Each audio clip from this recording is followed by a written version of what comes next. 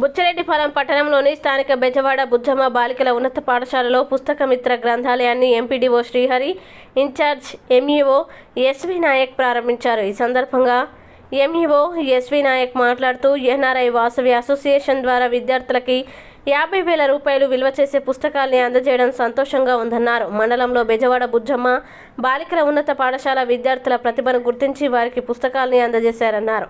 ప్రతి విద్యార్థి పుస్తకాలను సద్వినియోగం చేసుకుని రోజుకు గంటైనా చదివి జ్ఞానాన్ని పెంపొందించుకోవాలని కోరారు. ఈ కార్యక్రమంలో పాఠశాల ప్రధానోపాధ్యాయురాలు సుజాత, రీసోర్స్ గ్రూప్ సభ్యులు, ఉపాధ్యాయులు గండికోట సుధీర్, పాఠశాల బోధనా సిబ్బంది తదితరులు పాల్గొన్నారు.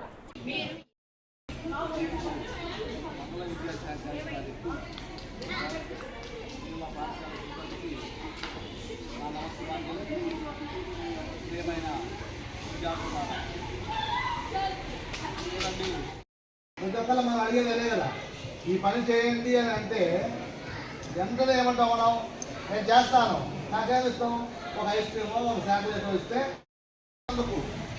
ఏదో ఒక విధంగా సమాజానికి పక్కింటి వాళ్ళకైతేనేమి, సమాజం అంటే వాళ్ళ కుటుంబం కాకుండా ఇతరులకు అది పాఠశాల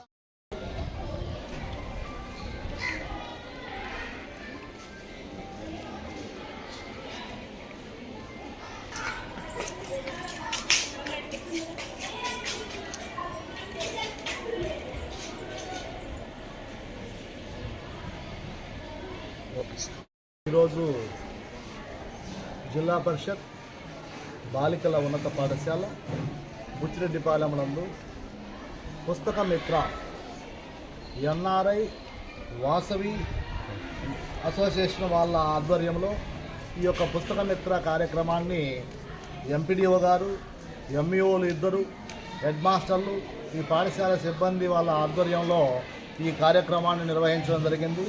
ఇందులో మేజర్గా దగ్గర ఒక 50,000 రూపాయలు విలువ చేసే గ్రంథాలయ పుస్తకాలను ఈ పాఠశాలకు బహుకరించటం.